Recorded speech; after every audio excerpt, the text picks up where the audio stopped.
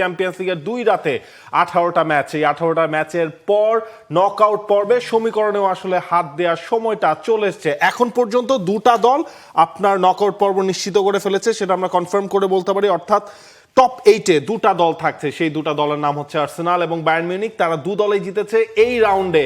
বাকিদের তো এখনো আপনার সেই প্লে অফের হিসেব রয়েছে, কারা কারা বাদ পড়লো সেটাও কনফার্ম হয়ে গেছে। 36 দলের এই চ্যাম্পিয়ন্স লিগ আপনি যদি হিসেব করেন, দুইটা দলের রাউন্ড অফ 16 কনফার্ম, 4টা দল বাদ পড়ে গেছে।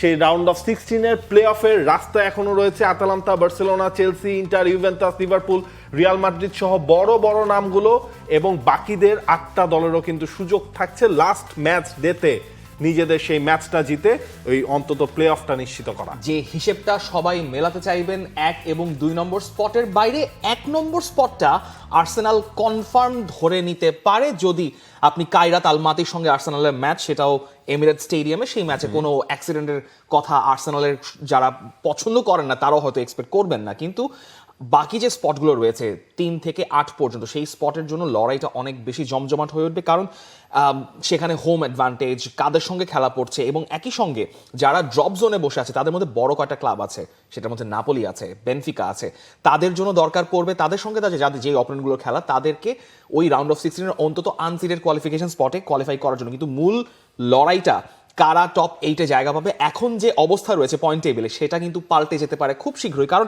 ইন্টারন্যাশনালে ছিল পয়েন্ট টেবিলের 8 নম্বর, মানে প্রথম 8টার মধ্যে ছিল। তাদের অবস্থান আপনি দেখবেন পয়েন্ট নাম্বার 14-তে। যদি আমরা একটু পয়েন্ট টেবিলটাও দেখে নিতে পারি, খুব একটা পরিবর্তন আসেনি।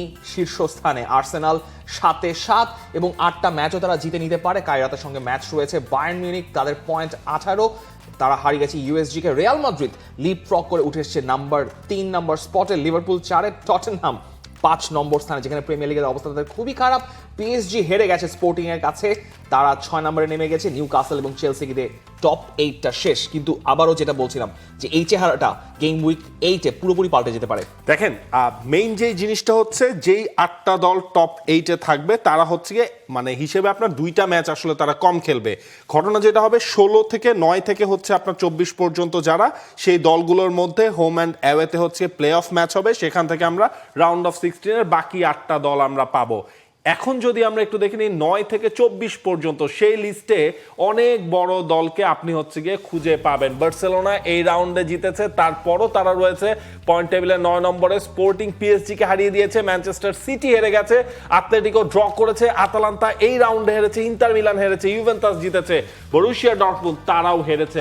অর্থাৎ তারা একটু অ্যাডভান্টেজ, জাস্ট খানিকটা হচ্ছে আপনার পয়েন্টে যদি আপনি হিসাব করেন সেখানে। অ্যাডভান্টেজের হিসাবটা দেখেন, পিএসজি তারা 6 নম্বরে, তাদের পয়েন্ট 13, আতালান্তা 13 নম্বরে, তাদের পয়েন্টও 13। মাঝখানে এই যে 7টা দলের একটা ক্রমও রয়েছে, পুরো দলটা তাদেরকে ভাগ করেছে গোল ডিফারেন্স। যত গোল ডিফারেন্স আপনার ভালো থাকবে তত আপনি পয়েন্ট টেবিলে ভালো রকম সুবিধা করতে পারবেন, এবং সুবিধা করা দরকার এইখানে থাকা মার্সেই, লেভারকুজেন, মনাকো, পিএসভির মতো ক্লাবগুলোরও তাদেরও সুযোগ থাকছে মোটামুটি পরবর্তী রাউন্ডের ম্যাচে যদি তারা রেজাল্ট বের করতে পারে।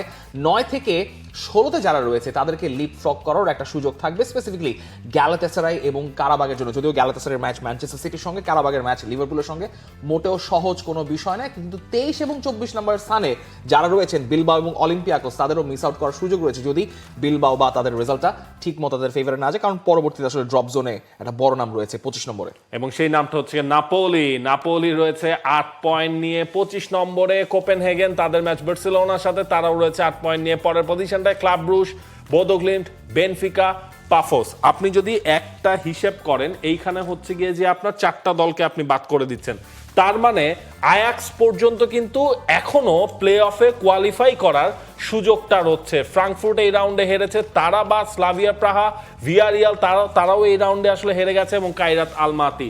এই 4টা দলের হিসাব নিকাশ শেষ। তার মানে আমাদের লাস্ট ম্যাচ ডেতে, অর্থাৎ ম্যাচ ডে 8-এ ওই আয়াক্স পর্যন্তও কিন্তু ম্যাচগুলো ওই রেসটায় থাকছে। এখন 1 থেকে 32-এর মাঝখানে যে লড়াইটা, মূল লড়াই আপনি কোন ম্যাচে দেখতে চাইবেন? আমরা দেখলাম 25 নম্বর স্থানে নাপোলি বসে আছে। আন্তোনিও কন্তের এই যে একটা তার ব্যাপারে অভিযোগ, তিনি লিগ চ্যাম্পিয়ন হয়ে যান, কোনো সমস্যা হয় না, যখনই ইউরোপিয়ান কম্পিটিশনে আসেন বা ক্লাব কম্পিটিশনে আসেন তিনি একদম ধরা খেয়ে যান। সেটা একদম প্রাইম রেজাল্টটা কোপেনহেগেনের ম্যাচে দেখা গেল। স্কট ম্যাকটমিনে গোল করলেন, কিন্তু শেষ পর্যন্ত ম্যাচটা বের করা গেল না। এখন নাপোলির অপোনেন্ট কারা? নাপোলির অপোনেন্ট আন্তোনিও কন্তের সাবেক সাবেক ক্লাব। ক্লাব চেলসি, কিন্তু ম্যাচটা হবে দিয়েগো আর্মান্দো মারাদোনা স্টেডিয়ামে নেপলসে। সেটা চেলসির জন্য বরং একটা উল্টো ঝামেলার জায়গা, কারণ চেলসি যেমন এই চ্যাম্পিয়ন্স লিগের তাদের ইউরোপিয়ান রেকর্ডে হোম রেকর্ড ভালো, ঠিক একইভাবে উল্টো তাদের অ্যাওয়ে রেকর্ড খারাপ। তারা লাস্ট মানে ইতালিতে গিয়ে আতালান্তার সঙ্গে হেরে এসছে। তার মানে নাপোলির মানে চেলসির এগেনস্টে নাপোলির সঙ্গে চেলসির একটা ভালো ডিসঅ্যাডভান্টেজ আপনি ধরে রাখতে পারেন স্ট্যাটিস্টিক্যালি চিন্তা করলে। একই সঙ্গে ম্যানেজারিয়াল পরিবর্তন এসে, সো এই ম্যাচটা খুবই ইম্পর্টেন্ট। আবার ইম্পর্টেন্ট হচ্ছে নিউকাসল পিএসজির ম্যাচটা দেখাটা, কারণ নিউকাসল পিএসজি 6 বা 7 বসে আছে। হ্যাঁ, পিএসজি 6, নিউকাসল 7, যদিও পিএসজি আর একটু উপরে ছিল। কিন্তু এই ম্যাচে যদি কোনোভাবে রেজাল্ট ধরেন ড্রও যদি হয়, তাহলে দুইটা দলেরই পক্ষে সম্ভাবনা থাকতে পারে যে দুই দলই 8 মানে টপ 8 থেকে তারা নিচে আবার চলে যেতে এই পারে। জায়গাটায় যদি আপনার পিএসজি এবং নিউক্যাসল ম্যাচ যদি আপনার ড্র হয়, তখন কিন্তু সুবিধাটা হবে আপনার বার্সেলোনা, তারা যদি লাস্ট ম্যাচটা জিততে পারে, কারণ তাদের পয়েন্ট আসলে 13, অর্থাৎ পিএসজি, নিউক্যাসল, বার্সা তাদের সবার পয়েন্ট হচ্ছে কি সমান। ধরেন আপনি পিএসজি এবং নিউক্যাসল ম্যাচটা ড্র হলো, তখন কিন্তু বার্সেলোনা যদি লাস্ট ম্যাচটায় কোপেনহেগেনের এগেইনস্টে জিতে যায়, তখন তারা কিন্তু ডিরেক্টলি টপ 8-এ ঢুকে যেতে পারবে। এমন একটা ইকুয়েশন কিন্তু যেটা আপনি বার্সেলোনার expect-ই করবেন। সামনেই থাকবে। এবং আতলেতিকোর সামনেও একই হিসেব। আতলেতিকোর ঘরের মাঠে ম্যাচ, আতলেতিকো মাদ্রিদ ঘরের মাঠে খেললে তারা রিয়াল মাদ্রিদের চাইতে বড় কোনো দানব হয়ে যায় আয়ের মাঠে, সেটা বলা যাবে না। বোদো গ্লিমতের সঙ্গে ম্যাচ, যেই বোদো গ্লিমত আবার ম্যানচেস্টার সিটিকে তাদের ঘরের মাঠে হারিয়ে দিয়েছে। মানে চ্যাম্পিয়ন্স লিগে আমরা হোম অ্যাডভান্টেজ নিয়ে কথা বলি, যে স্পেসিফিকলি যখন আমরা কম্পিটিশনে খেলা হবে, নকআউট কম্পিটিশনে খেলা হবে, তখন তো অ্যাওয়ে হোম অ্যাডভান্টেজটা যখন সেকেন্ড লেগে পাবে, সেই জন্যই তো আসলে 1 থেকে 8-এ থাকার জন্য এই লড়াইটা এত বেশি ইন্টেন্স, যে আপনি সেকেন্ড লেগটা ঘরের মাঠে খেলতে পারবেন, অর্থাৎ হোম অ্যাডভান্টেজটা পাবেন। সেটা কতটা ইম্পর্টেন্ট সেটাই যে স্লাভিয়া প্রাহা বার্সেলোনা ম্যাচে আমরা দেখলাম বার্সেলোনা স্ট্রাগল করেছে প্রথম দিকে, ম্যান সিটি তো হেরেই গেছে বোদো গ্লিমতের সঙ্গে। সো এই অ্যাডভান্টেজগুলো বের করার জন্য 1 থেকে 8-এ থাকার জন্য বার্সেলোনা বলেন, ম্যানচেস্টার সিটি বলেন, আতলেতিকো বলেন, ইন্টারন্যাশনালে বলেন, সবাই একদম প্রাণপণে চেষ্টা করবে তাদের লাস্ট ম্যাচটা জেতার জন্য। For more updates, subscribe to our YouTube channel and click on the bell icon. Follow us on Facebook and Instagram. Download T Sports app to enjoy exciting games and highlights. Visit tsports.com.